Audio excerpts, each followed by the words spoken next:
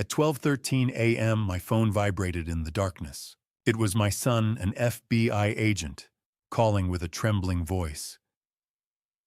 "Dad, turn off all the lights, get to the attic and lock the door immediately. Absolutely, don't let your daughter and her husband know." I knew something terrible had happened, so I followed my son's words without a moment's hesitation. Through a crack in the attic floor, I silently watched, and what I saw destroyed everything I once knew about my family. I'm incredibly grateful you're here with me today. Before we dive in, I'd love to hear from you. Drop a comment below and let me know where you're watching from. Your engagement means the world. Also, a quick note.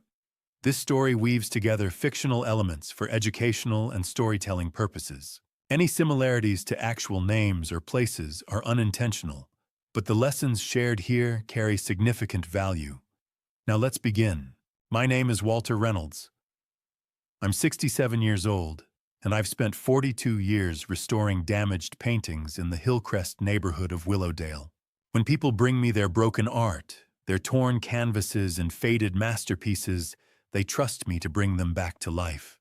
Piece by piece, brushstroke by brushstroke, I rebuild what time and carelessness have destroyed. It's patient work, delicate work, the kind of work that teaches you to see what others miss, to notice the small details that don't quite fit. I never thought I'd need those skills to save my own life. I live in a Victorian house on Maple Street, the kind with high ceilings and crown molding that my wife Helen always loved. She used to say the morning light through the east windows was perfect for painting. We bought this place 30 years ago when the neighborhood was just starting to turn around. Raised our 2 kids here. Watched the oak trees grow tall enough to shade the whole front yard. 8 months ago, Helen lost her battle with cancer. The house felt too big after that. Too quiet. Too full of memories that hurt to touch. Our daughter Lindsay noticed, of course. She'd always been perceptive, even as a little girl.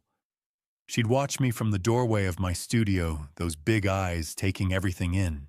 6 months ago, Lindsay showed up with her husband Cameron and a proposition.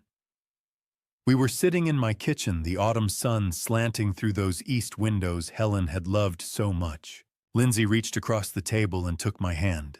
"Dad, you shouldn't be alone in this big house," she said, her voice soft with concern. "Cameron and I have been talking. Our lease is ending anyway. What if we moved in with you just for a while? We could help out, keep you company. You're not getting any younger." I should have paid attention to that last part. You're not getting any younger. But I was lonely, and she was my daughter, and the thought of having family around again felt like a lifeline.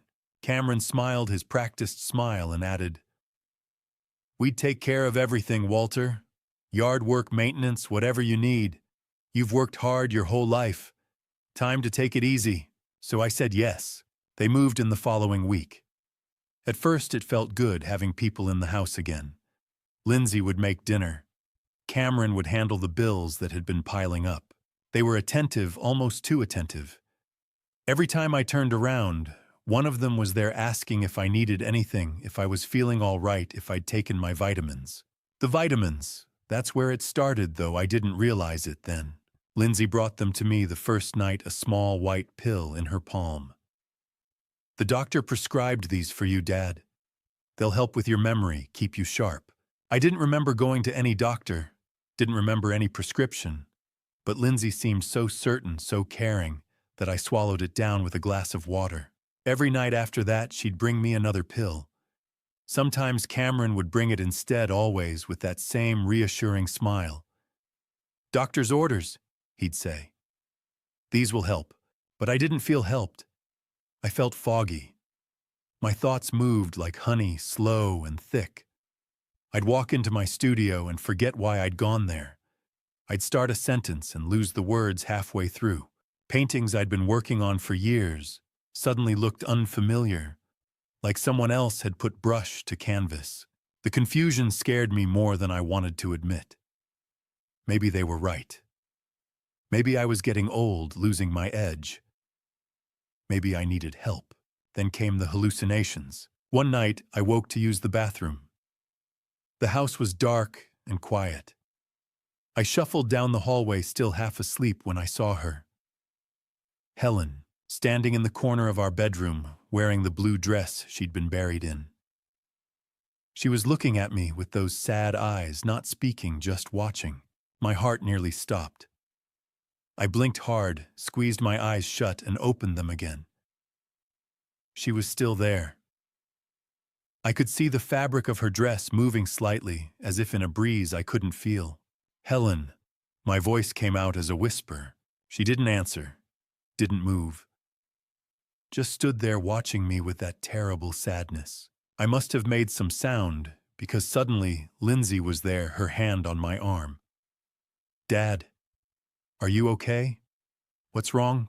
When I looked back at the corner, Helen was gone. I couldn't finish.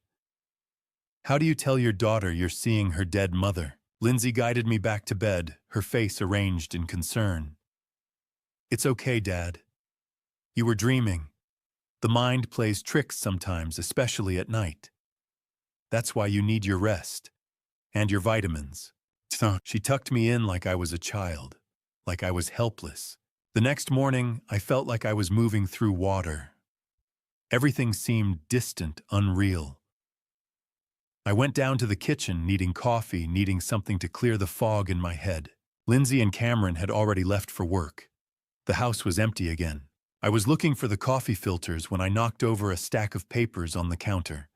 They scattered across the tile floor. I knelt down to gather them up, my knees protesting the movement, when one particular page caught my eye. It was a form, official-looking, with the letterhead of some medical facility I'd never heard of. Evergreen Behavioral Center. But that wasn't what made my hands start to shake. It was my name at the top. Walter Reynolds. Age 67. And below that, a series of checkboxes. Delusions, hallucinations, paranoia, memory loss, inability to care for self, danger to self or others. None of the boxes were checked yet. The form was blank, waiting, but it was already filled out with my personal information. My date of birth, my address, even my social security number. Someone had prepared this. Someone was planning to have me evaluated, to have me declared incompetent. I stood there in my kitchen, the morning light streaming through Helen's favorite windows, holding that form in my trembling hands. The coffee pot gurgled behind me, mundane and ordinary, while my whole world tilted on its axis. The next morning I found something that made my blood run cold. A psychiatric evaluation form, with my name on it. I wasn't always this suspicious of my own daughter. There was a time when Lindsay was the light of my life, when her laughter filled this house like music. I can still see her at 8 years old, perched on the tall stool in my studio, watching me work on a damaged oil painting. Some kid had donated it to a school fundraiser, a 19th century portrait with a tear right through the subject's face. Most people would have thrown it away. But Lindsay understood that broken things could be beautiful again. She handed me tools with the seriousness of a surgeon's assistant. When I finally blended the last stroke to hide that terrible tear, she clapped her hands together. "Daddy, why do you fix broken paintings?" She asked, her eyes wide with that child's curiosity that sees magic in everything. I set down my brush and pulled her onto my lap. "Because everything deserves a second chance, sweetheart. Even broken things can be beautiful again, if someone cares enough to try." She hugged me tight. "You're the best daddy in the whole world." I believed her. God help me, I believed her. That was a long time ago. My little girl grew up, went to college, started her own life. She'd visit for holidays, call on Sundays, send photos of her adventures. Helen and I would look at those pictures together, proud of the woman she'd become. 2 years back, Lindsay called with exciting news. She'd met someone. His name was Cameron Drake, and from the way she talked about him, you'd think he'd hung the moon. He was charming, she said, successful, a consultant in real estate investment. He had smooth answers for everything and a smile that could sell ice in winter. They married the following summer, in a small ceremony at the Botanical Gardens. Cameron looked the part of the perfect son-in-law in his expensive suit. He shook my hand afterward, his grip firm and confident. "I'll take good care of her, Walter," he promised. "She's everything to me." I wanted to believe him. He was attentive to Lindsay, polite to us, always ready with a compliment. But looking back now, I can see the calculation behind every gesture. The way he'd steer conversations toward money, toward the value of our house, toward my retirement accounts. How he'd mention that healthcare costs were skyrocketing for people our age. How he'd suggest that Helen and I should think about planning for the future. But I was blind to it then. I just saw my daughter happy, and that was enough. 8 months before they moved in, cancer took Helen from me. It happened fast. One day she was complaining about being tired. 6 weeks later, I was standing in a funeral home picking out a casket. The house became a mausoleum. Every room whispered her name. I drifted through those months like a ghost myself. Stopped taking on restoration projects. Let the mail pile up. Blake, my son, called every few days from wherever the FBI had him stationed, his voice tight with worry. But he was too far away to help, and I was too numb to ask. That's when Lindsay started showing up more often. She'd bring groceries, cook meals I barely touched, sit with me in the living room. She was concerned, she said. I looked thinner. Tired. The house was too much for me to handle alone. Then came the day 6 months ago, when she arrived with Cameron, and a proposal I should have questioned. They sat across from me in the living room. Lindsay reached for my hand. "Dad, Cameron and I have been talking. You need family around you. This house is so big and you're here all alone. What if something happened?" Cameron leaned forward, his expression arranged in practiced sympathy. "We'd love to move in, Walter. Just temporarily while you get back on your feet. We could help with everything. The yard, the bills, making sure you're eating. Right, taking your medications." Medications. I wasn't taking any medications, but I was too tired to argue, too lonely to question. "Are you sure?" I asked. "I don't want to be a burden." "You could never be a burden, Dad," Lindsay said. "You took care of me my whole life. Let me take care of you now." So I said yes. I gave them keys to my house, my sanctuary, my home. They moved in on a Saturday morning in March. That first week, I actually felt grateful. The house had sound and motion again. Someone to talk to over morning coffee. But small things started changing. Cameron offered to help organize my bills. Before I knew it, he was writing checks from my account, managing my finances, to take the stress off. Lindsay started going through my medications, bringing me pills in the morning, pills at night, always with that same concerned smile. And I started feeling different, foggy, disconnected, like my own thoughts were moving through mud. Within weeks, Cameron started installing security cameras. He did it methodically, room by room, always with a reasonable explanation. The front door camera was for package theft. The living room camera was in case I fell. The hallway camera could monitor if I was wandering at night. "For your safety," he'd say, mounting another small black eye to watch my every move. "At your age, we can't be too careful." I watched him drill holes in Helen's carefully painted walls and told myself it was thoughtful, that they cared. I didn't realize they were watching me in my own home. It took me a few days to realize just how many cameras Cameron had installed, slowly, methodically, like a net tightening around me. The first one I'd noticed was in the living room, mounted high in the corner near the crown molding. Cameron had pointed it out casually one afternoon. "Just a precaution, Dad," he'd said. "You know, in case anything happens." At the time, I'd nodded. It seemed reasonable. I was 67 after all, and Helen was gone. Maybe it wasn't such a bad idea to have a little extra security. But then I found another in the hallway, and another in the kitchen angled toward the stove, and one more in the upstairs bathroom tucked behind the mirror's edge where I almost didn't see it. That one made my stomach turn. I stood there for a long moment staring at the tiny black lens, feeling something cold settle in my chest. When I finally asked Cameron about it, he was ready with an answer. "Dad, at your age, what if you fall? What if you have a dizzy spell in the shower? We need to be able to help you." His tone was patient, almost patronizing the way you'd talk to a child. I wanted to argue, but the words stuck in my throat tangled up with the fog that had been clouding my mind for weeks. So I said nothing. It wasn't until later that evening that I realized something else. There were no cameras in their bedroom. None in Lindsay's private bathroom either. I'd walked past their door on my way to the attic studio and glanced in just for a second and seen nothing. No blinking red lights, no lenses watching from the corners. I stood at the foot of the attic stairs and let that sink in. They were watching me everywhere, except in the two places they controlled their own space and mine. When I asked Cameron about it the next morning, he didn't miss a beat. "The attic, Dad. You've got all those chemicals up there, turpentine, varnish, all that restoration stuff.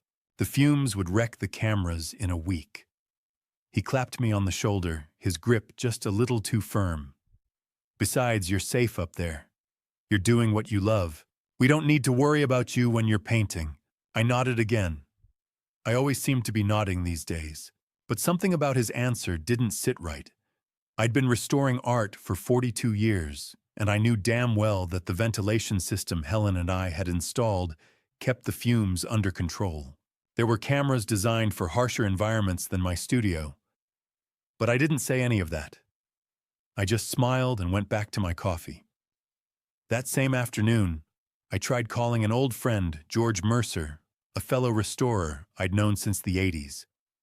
But when I picked up my phone, Cameron was there in an instant, his hand outstretched. "Who are you calling, Dad?" "George, just checking in." Cameron's smile didn't reach his eyes. "You know George hasn't called in a while, has he? Maybe he's busy. Why don't you rest instead?" Before I could answer, he took the phone from my hand. Not roughly, just firmly enough that I didn't fight him. He set it on the counter face down. "I'll make sure to remind you to call him later," he said. But later never came. It happened again 2 days after that. This time it was my son, Blake. I saw his name light up the screen, Blake Reynolds, FBI, and my heart leapt. I hadn't spoken to him in over a week, which was unusual. Blake called every Sunday like clockwork. I reached for the phone, but Cameron was faster. He snatched it off the table, his thumb swiping to decline the call. "Dad, you're supposed to be resting. Blake's probably just checking in. I'll text him later and let him know you're fine. I want to talk to him," I said, and I hated how weak my voice sounded. Cameron's expression softened into something that might have been sympathy. "Dad, Blake's busy. He's out there saving the world, dealing with criminals and terrorists. The last thing he needs is to worry about you. Let him do his job. We've got you covered here." I wanted to grab the phone back. I wanted to shout that Blake was my son, that I had every right to talk to him. But the fog was there again, pressing down on my thoughts, making everything feel too heavy to lift. So I just sat there silent, while Cameron slipped my phone into his pocket. That night, I couldn't sleep.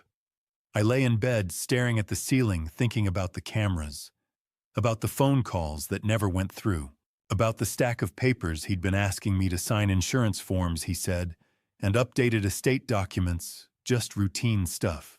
But I'd been too foggy to read them carefully, and now I couldn't remember half of what I'd put my name on.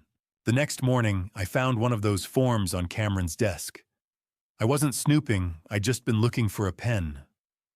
I picked it up, squinting at the fine print. My signature was at the bottom, clear as day, but I didn't recognize the document. Something about account access. Something about power of attorney. My hands started to shake. I set the paper down carefully, exactly where I'd found it, and backed out of the room. My heart was pounding so hard I could feel it in my throat. I didn't know what that paper meant, not yet, but I knew it wasn't good. That night, Lindsay brought me my vitamin. She always did it herself, never Cameron. She'd smile and hand me the little white pill with a glass of water, and she'd stand there watching until I swallowed.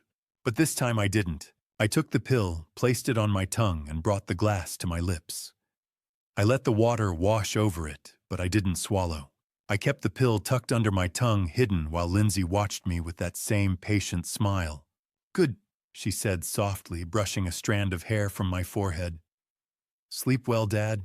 When she left, I spat the pill into my palm.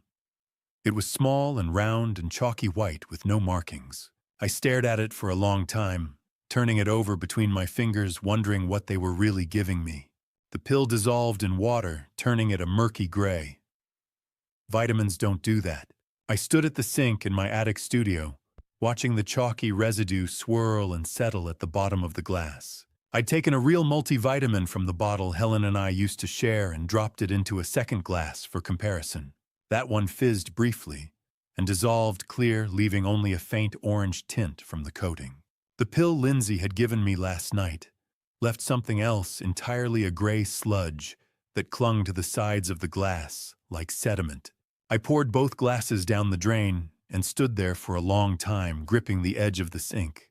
I thought about Helen, about the night I'd seen her standing in the corner of my bedroom, her face pale and sad. I'd thought I was losing my mind.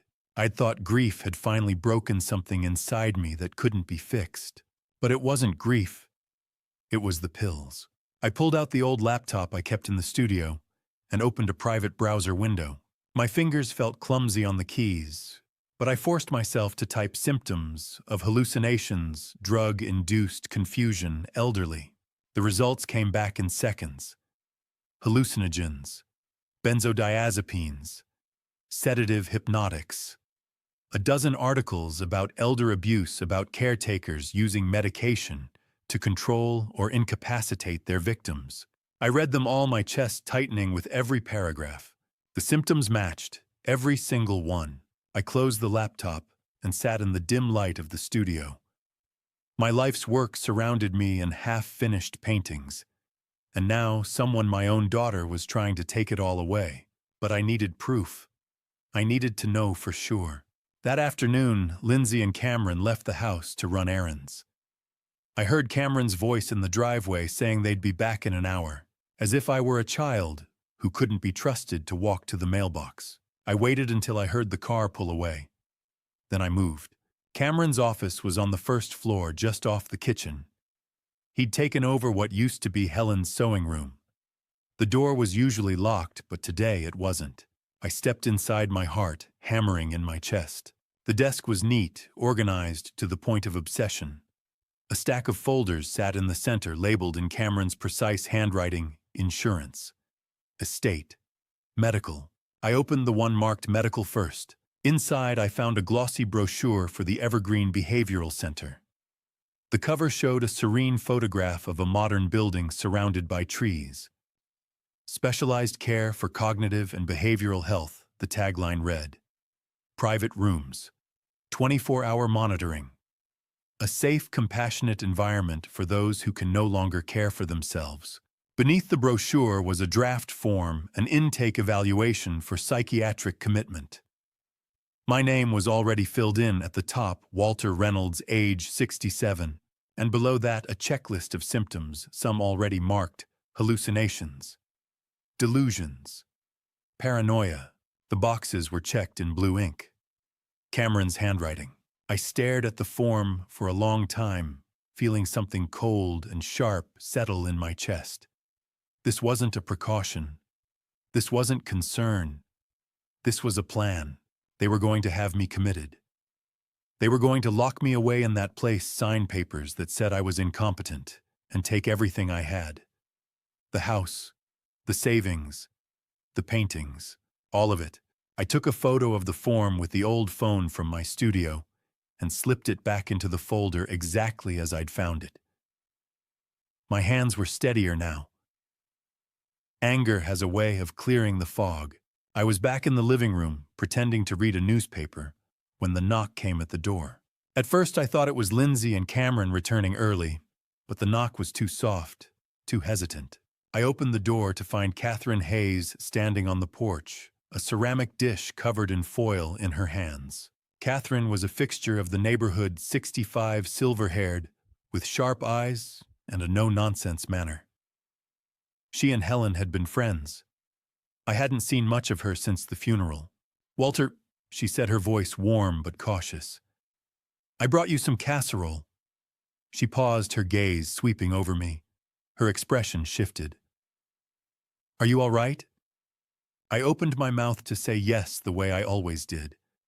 But something stopped me. Maybe it was the way she was looking at me, not with pity, but with the sharp, clinical assessment of someone who'd spent 3 decades as a nurse. Catherine stepped inside, setting the casserole on the hall table. She lowered her voice. "Walter, I've been a nurse for 30 years. I know medication issues when I see them. You don't look well." I glanced toward the stairs, toward the cameras I knew were watching. But Catherine had already noticed. Her eyes flicked to the corner of the living room, to the small black lens mounted near the ceiling, and her mouth pressed into a thin line. Before I could answer, I heard the front door open. Lindsay's voice rang out bright and false. She appeared in the hallway a moment later, her smile freezing when she saw Catherine. "Mrs. Hayes, how nice of you to stop by. But Dad really needs to rest." "Don't you, Dad?" Catherine didn't move. I appreciate your concern," Lindsay said, stepping between us. "But we have everything under control.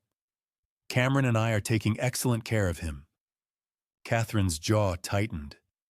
For a moment I thought she might argue, but then she picked up her empty dish and turned toward the door. As she passed me, she leaned in close. Her voice barely a whisper. "If you need me, I'm 2 houses down." And then she was gone. Lindsay closed the door and turned to me, her smile sharp. "Dad, don't bother the neighbors with your episodes. People might get the wrong idea." I nodded. I always seemed to be nodding, but inside, something had shifted. Catherine had seen. She knew, and more importantly, she'd offered to help.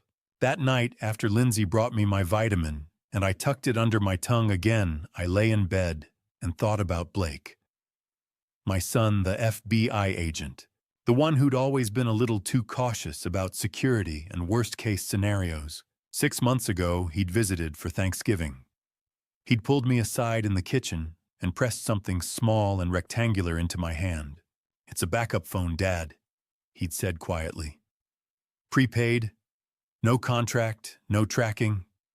Keep it charged and hidden somewhere safe, just in case." At the time, I'd thought he was overreacting. I'd humored him, tucked the phone into an old paint supply box in the attic, and forgotten about it, until now. I needed help. I needed evidence. And I needed to do it without them knowing. The alarm clock on the nightstand read 12:13 a.m. when the backup phone buzzed. I shot upright in bed, my heart hammering. I crossed the dark room to the old oak wardrobe felt along the top shelf, and pulled down the paint supply box Blake had helped me pack last Thanksgiving. Beneath a stack of unused brushes wrapped in a paint-stained rag was the phone. The screen glowed Blake Reynolds. I answered on the second ring, my voice barely a whisper. "Blake, Dad." His voice was low, urgent, clipped in the way it got when he was working a case. "Listen carefully. You're in danger." My throat tightened. "Blake, something's happening. They've been giving me pills. I've been seeing things, hallucinating." "I know." His voice was hard. "Dad, I've been investigating Cameron for 3 months. He's not who he says he is." The room seemed to tilt. "What do you mean?" "He's a con artist, a professional. Real name is Kevin Drake, or it was last time he got arrested. Before that, he was Marcus Sullivan. 3 priors under different aliases, all targeting elderly people with money. He marries into families, isolates the victim, and takes everything." I sank onto the edge of the bed, the phone pressed hard against my ear. Cameron's not even his real name. No. And Lindsay, I don't know if she's part of it or if he manipulated her too. But they're planning something soon. Very soon. There's a psychiatric facility, I said, my voice breaking. Evergreen Behavioral Center. They have an intake form with my name on it. Blake swore under his breath. That's the play. They commit you, have you declared incompetent, and take control of your assets. Once you're in a place like that, getting you out is nearly impossible. Blake, you have to. I stopped. Why haven't you arrested him? There was a long silence. Conflict of interest. You're my father. My supervisor made it very clear I can't be the agent of record on this case. If I push it, the whole investigation gets thrown out on a technicality, and Cameron walks. I'm working with a colleague, Agent Sarah Mitchell, but she needs time to build a clean case. We're talking 2 weeks minimum to get a warrant. 2 weeks. It felt like an eternity. Dad, I need you to do exactly what I'm about to tell you. Blake's voice sharpened, became the voice of an FBI agent giving orders. Do you have a place in the house where they don't have cameras? The attic, my studio. Cameron said the fumes would damage the equipment. Good. That's your safe zone. Stay there as much as you can without making them suspicious. Watch them. Listen. If you can record anything, do it. But don't let them know you're on to them. And Dad, whatever happens, do not let them take you to Evergreen. Once you're inside, I can't help you. Do you understand? I understand. I need you to be strong. 2 weeks. Can you do that?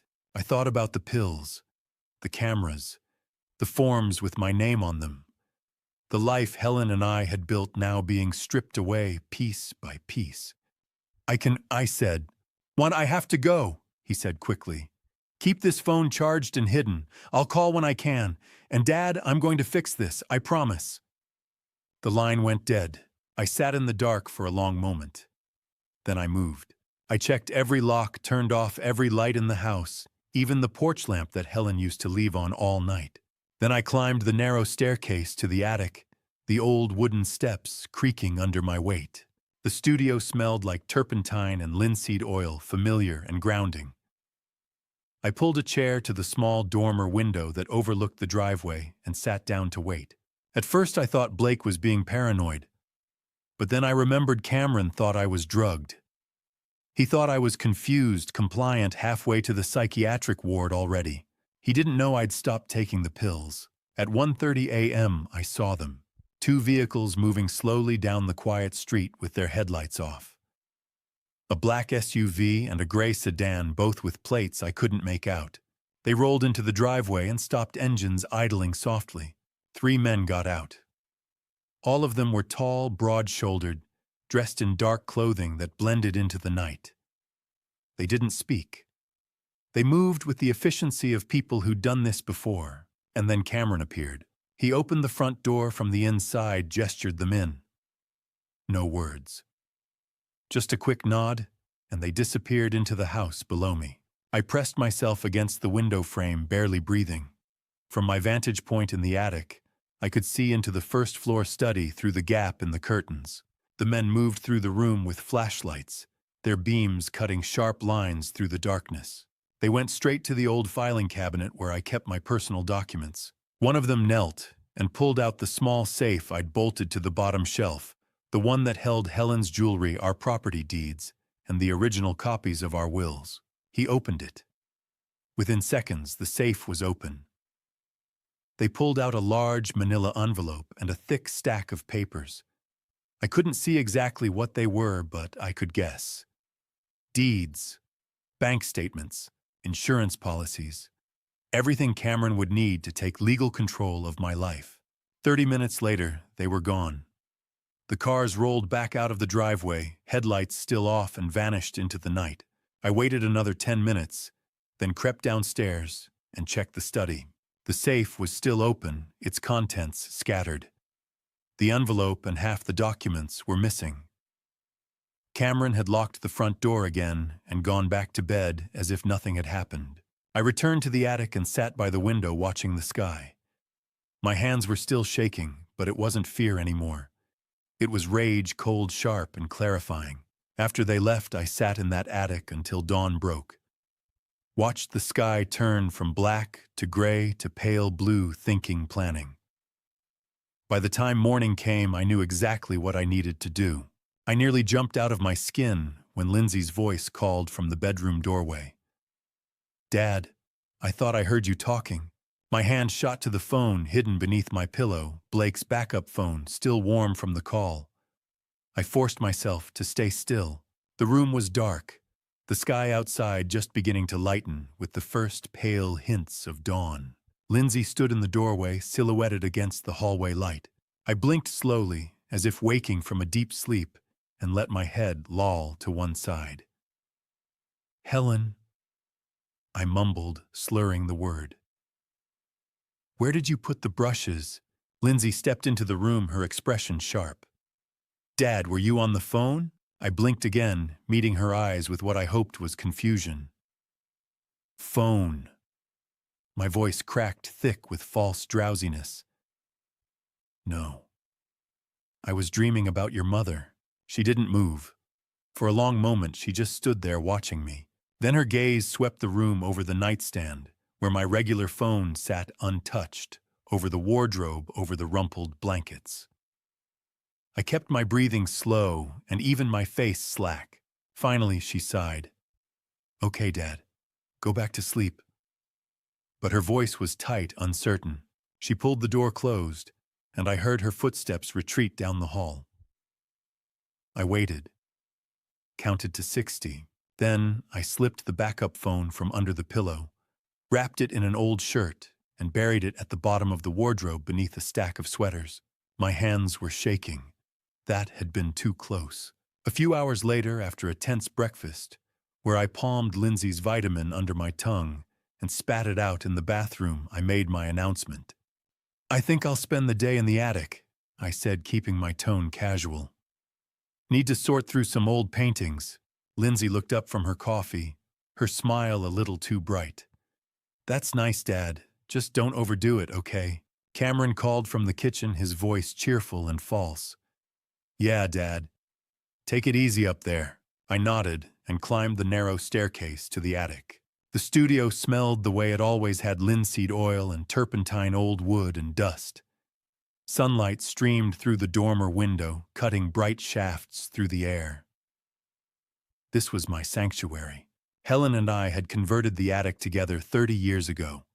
Every corner of this room held a memory. 17 paintings were stored here in various stages of completion. A Hudson River School landscape from the 1870s. A Victorian-era portrait of a young woman in a lace collar. A Baroque still life that I'd been restoring for a museum before Helen got sick. And then there was the portrait of Helen herself. I turned to look at it now, leaning against the far wall. Life-sized, painted in oils 30 years ago when we were newlyweds. She wore a navy blue dress, her hands folded in her lap, holding a single white rose. Her expression was serene, faintly amused, as if she'd been listening to a joke I'd just told. It was the best work I'd ever done. For 15 years, it had hung in the living room above the fireplace, watching over the house. Until 3 weeks ago, when I'd told Lindsay I wanted to bring it up here for cleaning. She'd helped me carry it upstairs, and I'd promised to rehang it soon. I hadn't, and now I was glad. I spent the next hour moving paintings around, pretending to organize, all the while thinking about Blake's instructions. Watch them. Listen. Record anything you can. At one point, I knelt down to shift a canvas and noticed something I'd never paid attention to before: a gap in the floorboards. Not large, maybe half an inch wide, where the old wood had settled and shrunk over the decades. I pressed my face close to the floor and peered through. Below me, I could see straight down into the living room. The angle was perfect. From here, I had a clear view of the sofa, the coffee table, even the front door. I could see Lindsay sitting on the couch, her phone in her hand. A moment later, Cameron walked into view, carrying something, a thick stack of cash bundled with rubber bands. He dropped onto the sofa beside her and started counting it. Hundreds, by the look of them. Lindsay said something I couldn't hear, her face tense, and Cameron laughed, a sharp, dismissive sound that carried even through the floorboards. I watched their body language. Cameron grinned, gesturing with the cash. Lindsay shook her head, glanced toward the stairs, bit her lower lip. She looked nervous, afraid even, or maybe guilty. But I couldn't hear them. The floor was too thick, the distance too great. I could see, but I couldn't listen. And without sound, all I had were guesses. I sat back on my heels, frustrated. I need to hear them. I need evidence. Real evidence. I turned back to the workbench, scanning the clutter of tools and supplies. My gaze landed on the small digital camera I used for documentation, photographing paintings before and after restoration. It was old, but functional, with a decent video mode and a built-in microphone. The memory card could hold hours of footage. I picked it up, turning it over in my hands. The lens was small, unobtrusive. If I could hide it somewhere with a good view of the living room, somewhere they looked at every day, but never really noticed. My eyes drifted back to the portrait of Helen. It hung in the living room for 15 years, right above the fireplace, facing the sofa. The frame was 4 inches wide, solid oak with a hollow space behind the canvas where the backing board sat. There was room in there. Enough room to tuck a small camera into the corner angled just right, and no one would ever suspect. Why would they? It was just a painting. A portrait of my late wife, a fixture of the house, something they saw every day but never truly noticed. The plan started to take shape. I had the camera. I had the location. Now I just needed to figure out how to hide it in plain sight, without them knowing I'd been anywhere near that portrait. Installing a camera in my wife's portrait felt like a betrayal. But Helen would understand. She always did. I sat in the attic studio staring at the small digital camera I'd ordered 2 days ago, a surveillance device no bigger than a coin with a pinhole lens and built-in Wi-Fi. It had arrived at Catherine Hayes' house that afternoon, hidden in a plain brown box. Catherine had knocked on the back door while Lindsay and Cameron were out, slipped the package into my hands, and left without a word. Now the camera sat on my workbench, gleaming under the light. Motion activated. 1080p resolution, night vision, rechargeable battery, good for 7 to 10 days. And most importantly, small enough to hide in plain sight. I thought about Helen's last words to me, spoken in the dim quiet of the hospice room 8 months ago. Her hand had been so light in mine, fragile as paper, but her grip had been firm. "Take care of yourself, Walter," she'd whispered. "Don't let anyone take advantage of your kindness. You're too good, you know that, too trusting." At the time, I'd brushed it off. Who would take advantage of me, Helen? I'll be fine. She'd smiled, sad and knowing. "Promise me. Promise you'll be careful." "I promise." I hadn't understood then, but I understood now. Helen had seen something in Lindsay. Maybe not the full scope of it, but enough to worry. Enough to warn me. And I'd been too grief-stricken, too distracted to notice the signs. I looked at the portrait leaning against the wall, the one I'd painted 30 years ago, when Helen's hair was still dark and her eyes still bright. Her face gazed back at me, serene and steady. "Forgive me, sweetheart," I thought. "I'm using your beautiful face to catch the ugly truth about our daughter. But I know you'd want me to protect myself." I picked up the camera and got to work. The first step was to tell Lindsay I was bringing the portrait back downstairs. I found her in the kitchen that afternoon, scrolling through her phone. She looked up when I appeared in the doorway. "Lindsay," I said, keeping my voice casual, "I'm bringing your mother's portrait back down today. The frame's fixed." She blinked, surprised. "Oh. Dad, you don't have to go to all that trouble." I cut her off, my voice firmer than it had been in weeks. "This is your mother. I painted this. I'm not leaving it damaged." For a moment, she just stared at me. It was the first time I'd pushed back against her in months, the first time I'd refused to be placated or redirected. "Okay, Dad," she said slowly. "Whatever you want." Cameron glanced over from the sink, his expression unreadable. "Need help carrying it down, Dad?" "No," I said. "I can manage." I climbed back upstairs, my heart pounding. The installation took 2 hours. I worked methodically the way I always had when restoring a painting. First, I laid the portrait face down on the workbench. Then, I removed the small tacks holding the backing board in place, gently lifting it away to reveal the hollow space behind the canvas. The stretcher bars created a gap of about 2 inches between the painted surface and the backing. Plenty of room. I studied the back of the canvas, tracing the faint outline of Helen's face through the weave of the fabric. Her eyes. That's where the camera needed to go. Using a precision drill bit, just 2 millimeters wide, I carefully pierced a hole through the canvas from the back, positioning it at the exact center of her left pupil. The drill bit slid through easily, and when I held the canvas up to the light, I could see a pinpoint of brightness where the hole had opened. Her eyes always seemed to follow you around the room, I thought. Now they really would. I mounted the camera on a small strip of double-sided tape, pressing it firmly against the back of the canvas so that the lens aligned perfectly with the pinhole. Then I powered it on and connected my old tablet to the camera's Wi-Fi signal, an independent network that wouldn't show up on Cameron's router. The app loaded slowly, and then the screen flickered to life. I was looking at my own workbench from the camera's perspective. The image was dim light, struggled to pass through such a small opening, but it was clear enough. I tested the microphone by speaking aloud. A moment later, I played back the recording. My voice came through crisp and clear. Perfect. I carefully replaced the backing board, securing it with the tacks, and turned the portrait over. From the front, there was nothing.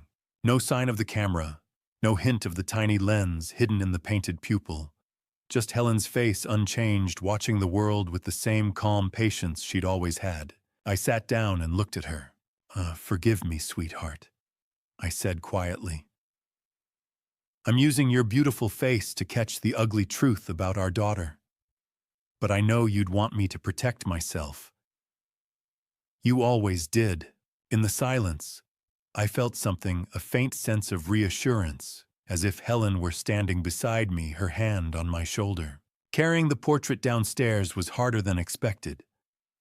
The frame was solid oak, heavy and unwieldy. I maneuvered it into the living room and lifted it carefully onto the hooks above the fireplace, the same spot it had occupied for 15 years. The angle was perfect. Helen's gaze and the camera's lens looked straight across the room toward the sofa and the coffee table. Anyone sitting there would be directly in view. Lindsay appeared in the doorway a moment later, her arms crossed. She looked at the portrait, then at me. "It looks good, Dad," she said softly. "Mom looks beautiful." "She always was," I replied. She stood there for a few seconds longer, then turned and walked away. She had no idea Helen was watching her now. That evening, I sat in the attic with the tablet in my lap. At 9:47 p.m., the motion sensor activated. Lindsay and Cameron walked into view and sat down on the sofa directly beneath the portrait. And they started talking. I will never forget the first words I heard through that camera. "How much longer until we can move the old man to Evergreen?" I sat in the darkness of the attic, earbuds pressed into my ears, the tablet glowing faintly in my lap. The live feed from Helen's portrait showed Lindsay and Cameron on the sofa below, drinks in hand, relaxed and smiling. They thought they were alone. They thought they were safe.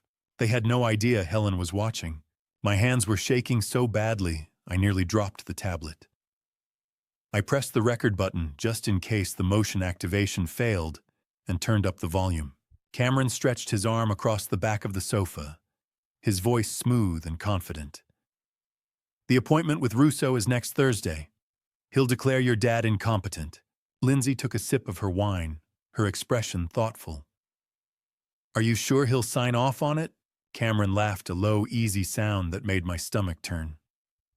"Babe, I paid him $50,000. By Friday, we'll have the commitment papers. $50,000. For a doctor to lie, to declare me insane, to lock me away." I felt something cold and sharp settle in my chest, but I forced myself to keep listening. Lindsay set her glass down on the coffee table and leaned back, exhaling slowly. "God, I can't wait to get out of this house. I'm so tired of pretending to care. The words hit me like a fist to the gut. Pretending to care. Every time she'd asked if I was okay. Every time she'd brought me those pills with that gentle, concerned smile. Every time she'd touched my shoulder and said, "We're here for you, Dad." It had all been a lie. Cameron grinned. Think about it, 3.2 million in the bank plus the paintings. Ashford says the collection's worth 1.2 million on the black market. Ashford. I committed the name to memory. An art dealer, apparently. Someone who trafficked in stolen goods. Lindsay laughed, light and musical, the same laugh she'd had as a little girl when I used to swing her around the living room. But now it sounded different. Hollow. Venomous. 4.5 million total, she said, swirling her wine. Not bad for 6 months of playing the devoted daughter.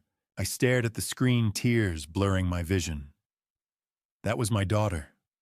My little girl. The one who used to sit in my studio and ask me about second chances. The one who'd cried at Helen's funeral and held my hand through the service. Where had she gone? Or had she ever really been there at all? Cameron took a drink and leaned forward, his elbows on his knees. The drugs, the isolation, everyone in town thinks Walter's losing his mind.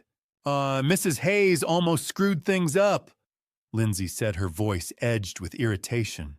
Cameron waved a dismissive hand. No one listens to nosy old women. I thought of Catherine, kind, sharp-eyed Catherine, who'd noticed something was wrong and tried to help. And Cameron dismissed her as a nosy old woman, as if her concern meant nothing. Rage flickered in my chest, hot and bright, cutting through the grief. Lindsay bit her lip, glancing toward the stairs. Do you think Blake suspects anything? Cameron shrugged. He's too busy with the FBI, and conflict of interest means he can't touch us. Even if he wanted to, his hands are tied. He knew. Cameron knew about the FBI regulations, about the restrictions on Blake's investigation. He'd done his homework. This wasn't some impulsive scheme, it was calculated, researched, professional. Blake had been right. Cameron was a con artist, and he was good at it. I wiped my eyes with the back of my hand, but the tears kept coming. Silent. Hot. I couldn't stop them.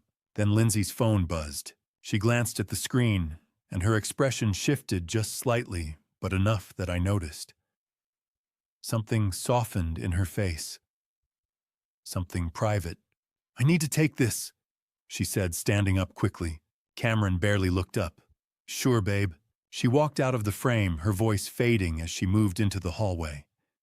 The camera's microphone still picked up her words, muffled and distant, but audible. Hey, yeah, everything's on track. Next week? I know. I love you too. I froze. I love you too. Her voice had changed. It wasn't the cool, calculating tone she used with Cameron. It was warm, intimate, tender. She came back into the living room a moment later, slipping her phone into her pocket. Cameron looked up from his drink. Your mom? Lindsay didn't hesitate. Yeah, she was just checking in. Cameron nodded and took another sip, completely unbothered. But I sat there in the dark, my heart pounding, my mind racing. Liar. Lindsay's mother, my wife, had been dead for 8 months. So who the hell had she just told she loved? I watched the rest of the recording in silence. Lindsay and Cameron finished their drinks, talked briefly about logistics, moving expenses, travel plans, something about a rental property in Florida, and then went to bed. By the time the feed went dark, it was past midnight. I sat in the attic for a long time after that, staring at the frozen image on the tablet screen. Lindsay's face caught mid-laugh, her eyes bright with satisfaction. I saved the recording. Every word, every laugh, every moment of betrayal. The file uploaded automatically to a cloud account I'd set up under a fake name, one more precaution Blake had taught me years ago, back when I thought he was being paranoid. But that phone call haunted me. I love you too. Who was she saying that to? Because it sure as hell wasn't Cameron sitting right next to her. The next morning, Catherine Hayes was standing on my doorstep. And she wasn't leaving without answers. I saw her through the front window before she knocked, silver hair pulled back in a neat bun, her posture rigid with determination. Lindsay and Cameron had left half an hour earlier, something about errands and appointments, and I'd been alone in the house reviewing last night's recording for the third time. When the knock came, I hesitated. But then I remembered the way Catherine had stood up to Cameron, the way she'd called elder abuse by its name, and I opened the door. "Walter," she said, her voice low and urgent. "We need to talk. My sister died in a place like Evergreen." I recognized the pattern. I stepped aside and let her in. We sat in the attic, the safest place in the house. Catherine didn't ask why I led her there. She just followed, her sharp eyes taking in the paintings, the workbench, the small tablet I'd left sitting by the window. "Your sister?" I asked quietly. Catherine nodded, her hands folded tightly in her lap. "Sarah, my younger sister. 10 years ago, her daughter-in-law had her committed to a facility just like Evergreen. Said Sarah was delusional, a danger to herself. Within 6 months, Sarah was dead. And by the time I found out what was really happening, it was too late." Her voice cracked on the last word, and I saw the weight of a decade's guilt settle across her shoulders. "I didn't fight hard enough for her," Catherine said. "I let them convince me she was sick, that the family knew best. I won't make that mistake again." I looked at her for a long moment, this woman who'd barely known me before Helen died, who had no reason to get involved in my mess. And I made a decision. "I know," I said. "I know what they're planning." I showed her the tablet, played her a snippet of last night's recording, just enough. Cameron's voice, smooth and confident, 3.2 million in the bank. Lindsay's laugh. "Not bad for 6 months of playing the devoted daughter." Catherine's face went pale, then red with fury. "I called your son," she said, her voice shaking. "Blake. I found his number in the FBI directory, and I called him 2 days ago. Told him what I've been seeing, the pills, the isolation, the way they watch you. He said he's working on it, but he needs time. He said my testimony would be crucial because I'm an independent witness, not family." "Thank you," I whispered. Catherine reached into her purse and pulled out a small notebook. "I've been keeping a log. Dates, times, things I've observed. Lindsay intercepting your mail. Cameron blocking visitors. The way you've looked confused, unsteady since they moved in." She set the notebook on the workbench. "This is yours now. Use it however you need to." Then she pressed a key into my hand, a small brass key on a plain ring. "My house. 2 doors down. If you need to get out, my door is always open." I stared at the key, my throat tight. "Catherine, don't thank me," she said firmly. "Just promise me you'll fight. Promise me you won't let them win. I promise." We were coming down the attic stairs when I heard the front door open. Catherine and I froze. I glanced at her, saw the flicker of alarm in her eyes, but she straightened her shoulders and kept walking. Cameron appeared in the hallway, his expression unreadable. His gaze flicked from Catherine to me, then back to Catherine. "Mrs. Hayes," he said, his voice cool and measured. "I didn't realize we were expecting company." "I brought Walter a casserole," Catherine said smoothly. "Just checking in." Cameron's smile didn't reach his eyes. "That's very kind.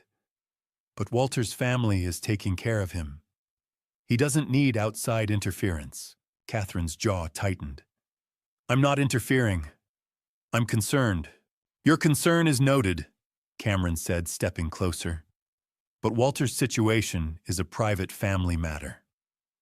"Elder abuse is not a private family matter," Catherine said, her voice hard. "It's a crime."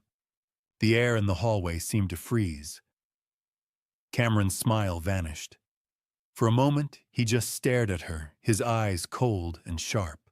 "Be careful with accusations, Mrs. Hayes," he said softly. "Slander is also a crime." Catherine didn't blink. "So is poisoning someone without their consent." Cameron went very still. I could see the calculation happening behind his eyes, weighing his options, deciding how to respond. Finally, he smiled again, but it was a thin, dangerous thing. I think it's time for you to leave, Mrs. Hayes. Catherine turned to me, her expression softening. Walter, you have my number. Call me any time. Then she walked past Cameron, her head held high, and left. Cameron closed the door behind her and turned to me, his face tight with controlled anger. Walter, he said, his voice low. I don't want that woman in this house again. She's filling your head with paranoid nonsense. I blinked at him, forcing my expression into confusion. What, Catherine, she was just being kind. Cameron exhaled slowly, visibly forcing himself to calm down. Dad, I know you're confused, but Mrs. Hayes doesn't understand your condition. She's making things worse. Please just, stay away from her, okay? I nodded, letting my shoulders slump. Okay. He studied me for a long moment, then nodded and walked away. He thinks I'm still drugged, I thought. Still compliant. He has no idea I've been recording every word. That night, I sat in the attic with the tablet waiting. At 9:30 p.m., Lindsay and Cameron appeared on the screen, settling onto the sofa. Lindsay's face was tight with tension. Catherine Hayes is a problem, she said without preamble. Cameron rubbed his temples. I took care of it. Sent her packing. That's not enough! Lindsay's voice was sharp. She called Blake. We need to move faster. Cameron looked up. How much faster? Lindsay was silent for a moment, thinking. Then her expression hardened. Russo's evaluation is Thursday. But what if we get Dad to Evergreen this Saturday emergency commitment? We say he attacked me.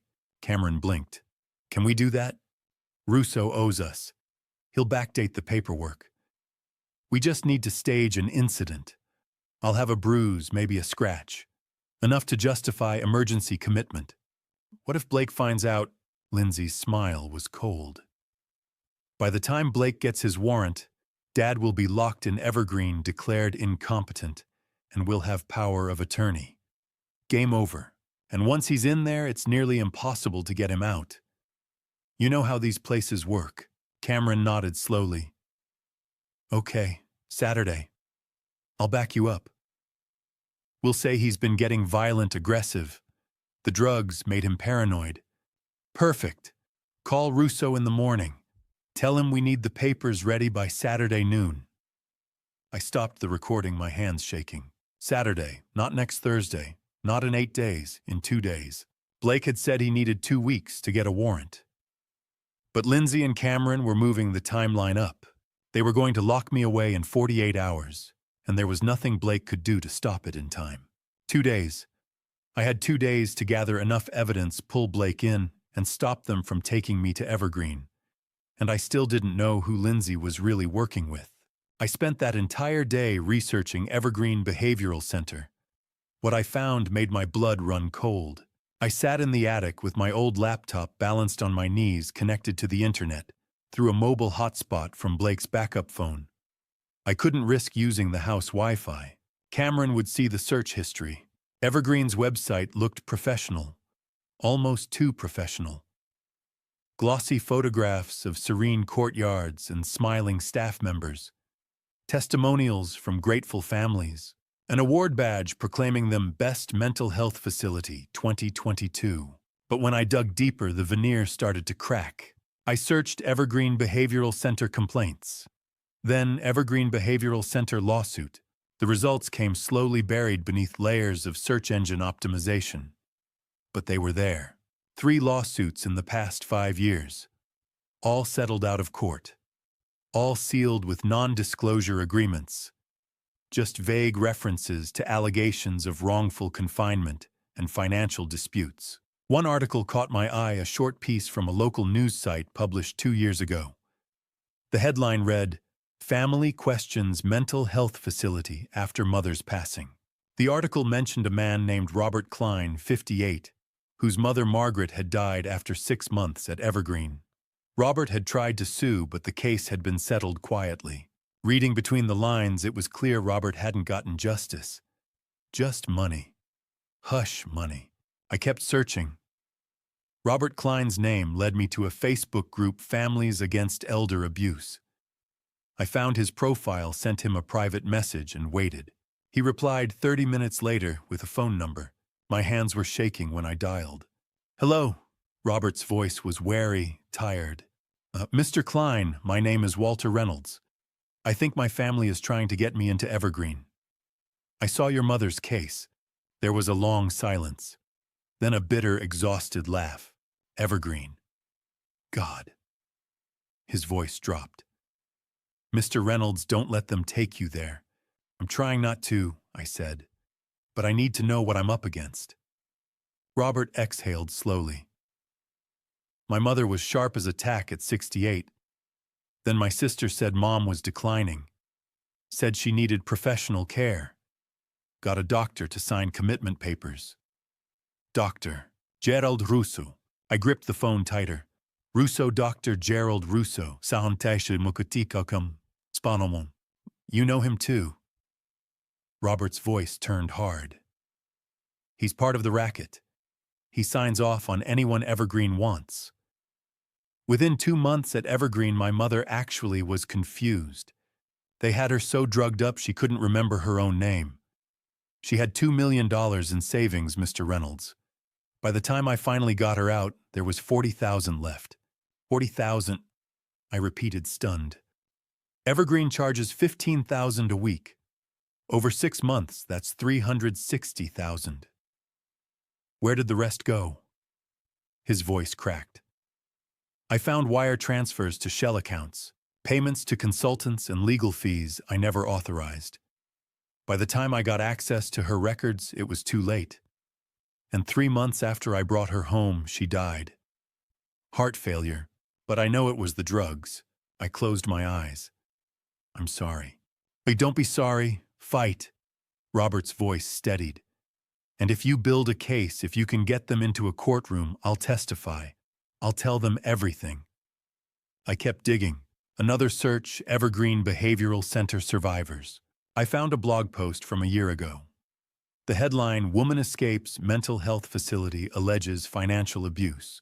The woman's name was Margaret Lawson, 71.